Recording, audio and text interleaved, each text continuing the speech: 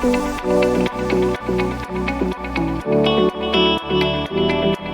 everyone, and welcome to our fireside chat with Lindsay Rios. We are excited to dive into all things revenue forecasting, from harnessing analytics to balancing data and intuition.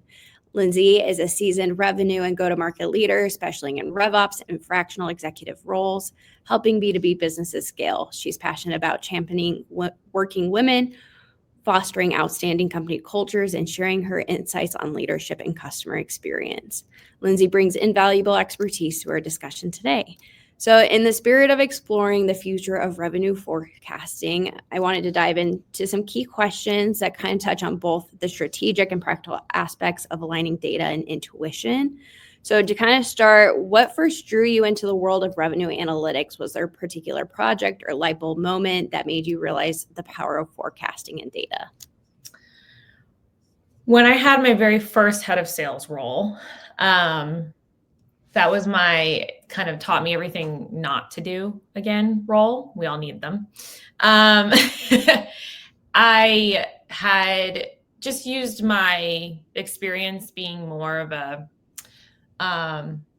sales leader where I wasn't forecasting for an entire business per se, and not realizing how important you couldn't just use two like general of conversion rates essentially to like forecast what we might be doing.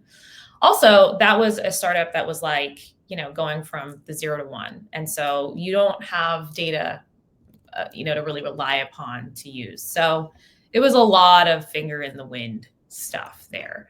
And that's when I realized I don't want to do it like that again, if I can. And so, by the time I got into my next company and had that experience, that's when I really had that realization and partnered with some really good partners, had my own exec coach to really realize like how to forecast things that really needed to be taken into account when you do forecast, because that's kind of like one of your main responsibilities when you are the, VP of sales or a head of sales or any of those at the top sales leadership roles. You need to know how to obviously grow revenue, and you need to also really know how to forecast what that revenue is going to be. Yeah, I love what you're bringing up. You kind of talked about your previous role being this finger in the wind. I'm sure a lot of smaller companies can relate to that. In those situations, do you just rely more on kind of your gut over the numbers, or is it more about building out a strategy to start collecting these data points so you have more reliable data to lean on and use for your future forecasting? Yeah, I mean, not that it isn't always of the utmost importance, but even more so then you have to be so good about like realistic pipeline management. And, this is where a lot of like founders who don't come from a sales background can obviously get in trouble with themselves, because salespeople do this still. It's like when they forecast, they kind of more give like, this is what I want to happen, right? This is in my pipeline. So like, sounds good, or they told me they're going to buy. Like that's not the same thing as really having qualified deals in your pipeline with a good reason to believe that they're actually going to close. So you have to be really, really good about qualifying your deals and managing a pipeline that's realistic so that you just don't have like a bunch of inflated, fluff in there. Essentially, it gets you in really big trouble. Yeah, I think a lot of salespeople can relate to what you just touched on with you sometimes create these inflated, unrealistic goals. Yeah. It's such when you go and you give a number, constant, like, give me your best case, give me your commit, like salespeople, and I'm bucketing founders into this just because they have to be their own salespeople for a long time in early stage. It turns into a very like, I'm going to go look at my pipeline and then be like, this seems good. Like I'm very hopeful, and hardly ever is someone an overly conservative forecaster. They're almost always way too hopeful. So that's why I say you have to be really diligent and really honest with yourself about keeping your pipeline really, really well qualified, because that's the best data you have in the early stages as to like how you're going to be able to forecast, like, and then, there's industry standards of like conversion rates and stuff that you can try to use, and that's all you can really do is you go off of like the closest industry standards that you can when it comes to win rates and what your sales cycle maybe should ideally be for your size of deal and all that stuff. And then you start to figure out what works specifically to your sales motion. But the worst thing you can do is just have an overinflated sense of what's going to close just because someone's talking to you, right? Or just because they're in your pipeline. Yeah. You were also about to mention a second thing before I cut you off. So if we want to go back to that, we can. I apologize. That's okay. Don't even remember. Okay. And then I also wanted to touch on, you kind of mentioned that there's these traditional metrics that we often use when forecasting, and they can sometimes get us into trouble because it doesn't really paint a realistic or accurate picture as to what we can do or what we're doing. Are there certain KPIs that you really recommend for either founders or sales leaders to help them actually get the big picture as to what's going on? I think one of the things that's really important that gets forgotten about a lot is that you can't just understand what your likelihood of closing something is from your like first stage of your pipeline to the end. You need to, and then of all time, so to speak, you need to understand within a given like amount of time what those win rates can be. So just specifically, for example, if you were a quarterly business, you operate quarterly, and your sales cycle is usually about 3 to 4 months, then you can't go and say, okay, well, since we've been doing sales for say 2 years, our win rate's 30%. So I'm just going to multiply the value of my entire pipeline by 30%. Boom, there's my number. It doesn't work like that. That's where we get in trouble when it's actually too big a picture. Yeah. And so you have to understand, okay, if I'm forecasting at the top of a quarter to understand what I'm going to close by the end of the quarter, then I need to basically understand the likelihood of how much revenue we're going to close from each stage in my pipeline, because whatever's in there now might likely close with whatever your win rate is.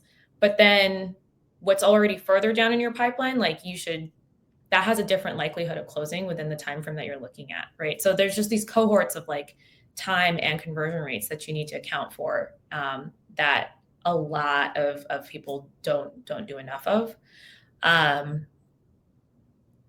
then the other thing that to your initial question is, you can't just rely on one way of doing it. So like you need to have that way, right? You get down to kind of the math and that's really good. But then things happen in real time, as you're going through your quarter. And so then you have to also have a really good pulse on like what's happening. What are the conversations like with your salespeople and your customer success reps if they're doing renewals or something, and hearing, okay, we're starting to hear a trend. We're starting to hear a lot of issues. How do we bake that into what we thought was going to happen, right? Do we suspect that's going to affect our forecast now?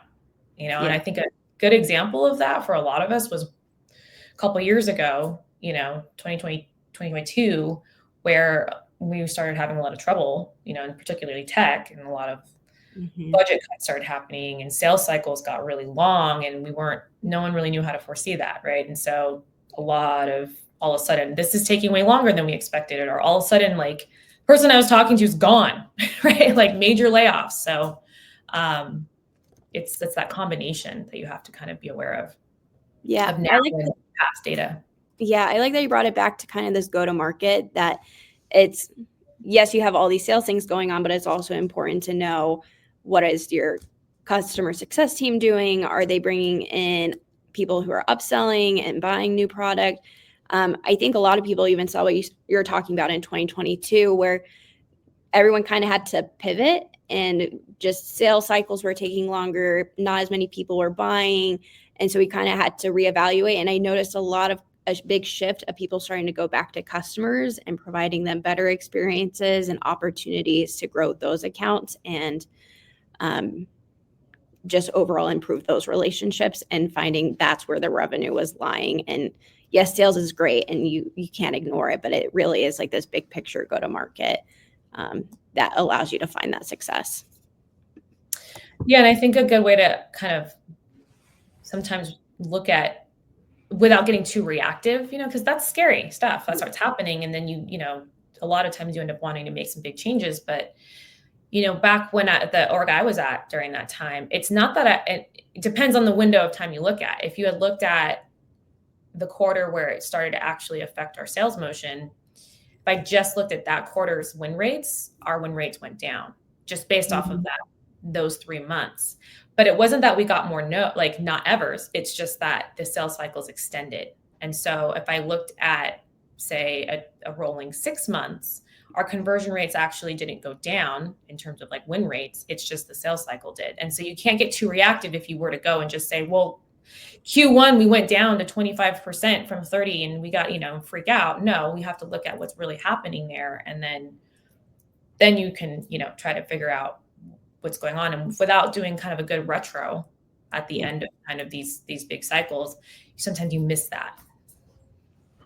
No, this goes really good into the next question I wanted to cover. You talk about don't get too reactive. So we kind of have this dichotomy between data versus intuition. You share that experience about a time where you could easily see where forecasting or your data was pointing you in one direction where you could be really reactive. But with time, you could actually see what was going on. So how do you end up trusting yourself and your gut over just whatever the data is telling you? And how do you help or suggest others navigate that same situation?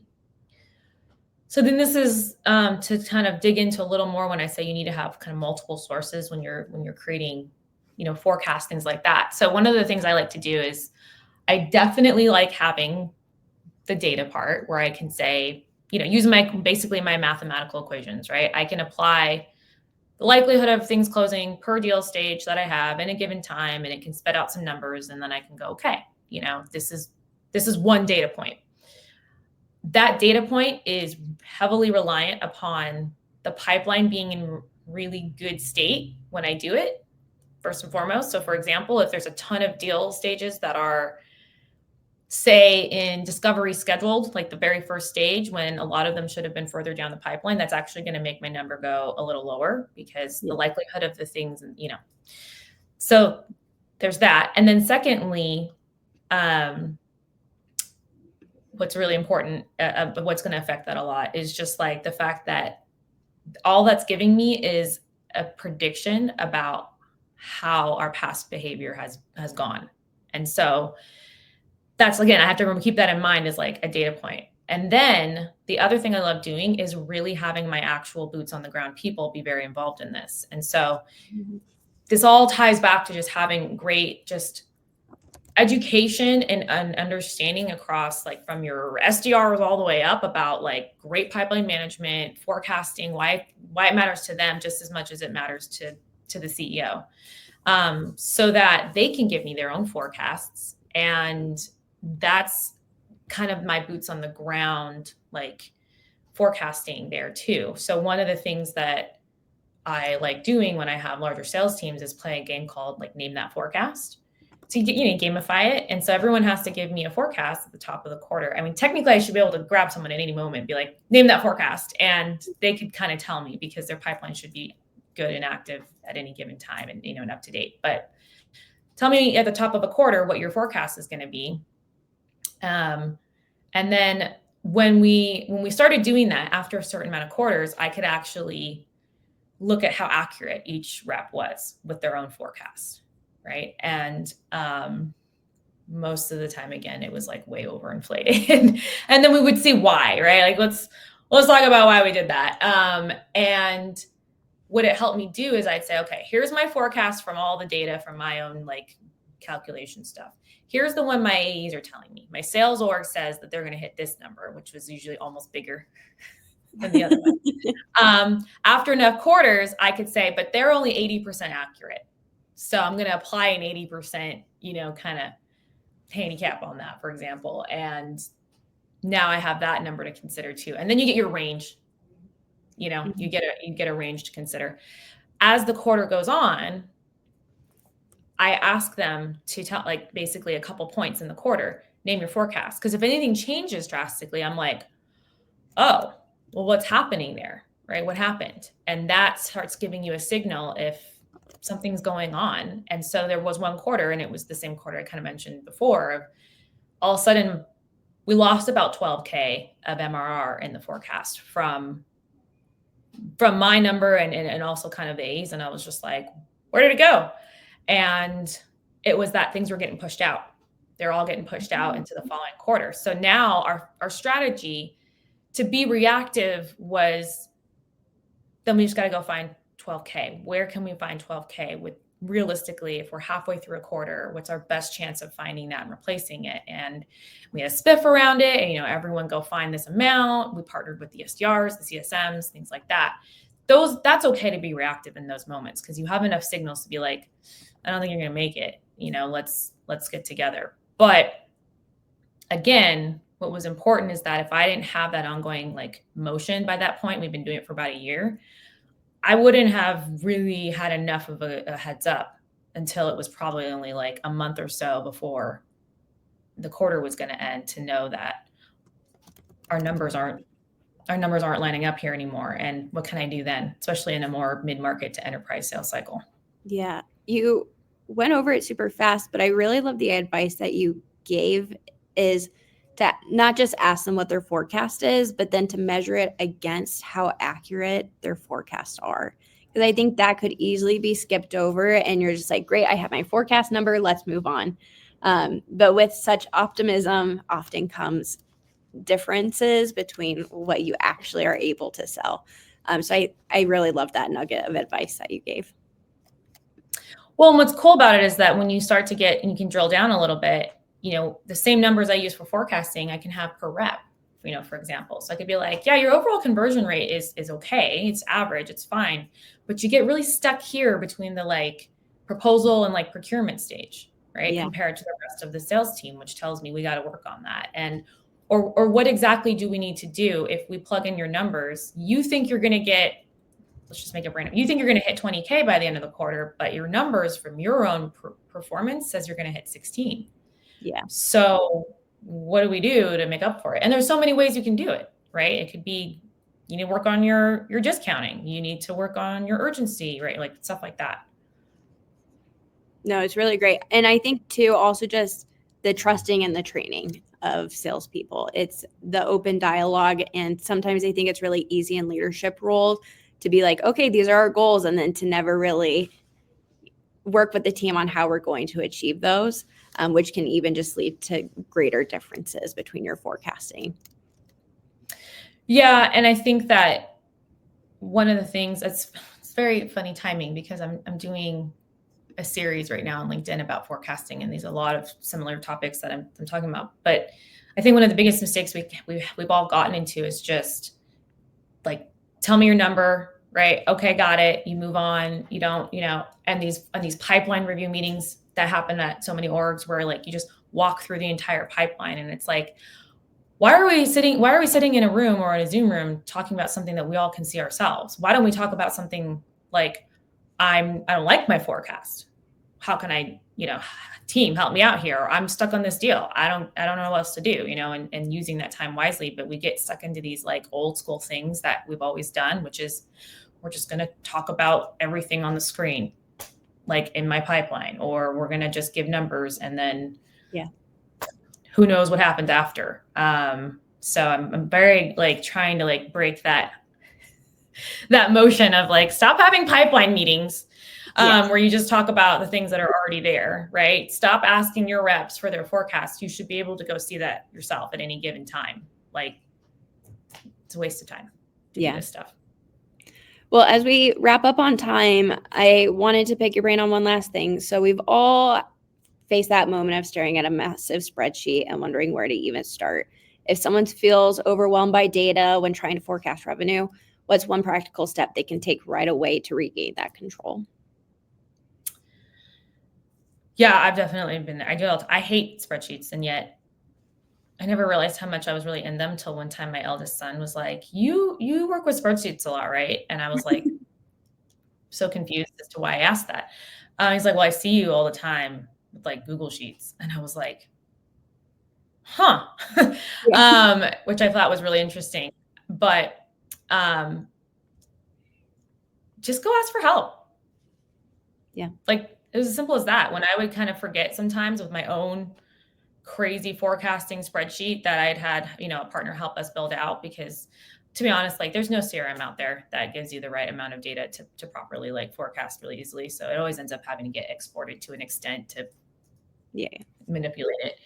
Unless you end up getting like a Tableau and all that stuff. But I would sometimes forget myself, like, wait, this one is for overall conversion, or this one is for this, and so you just go ask for help from the person that helped you build it, or from someone who does love things like spreadsheets and things like that. Just go ask them real quick and remind yourself about the thing that you did kind of already know, and maybe you just forgot.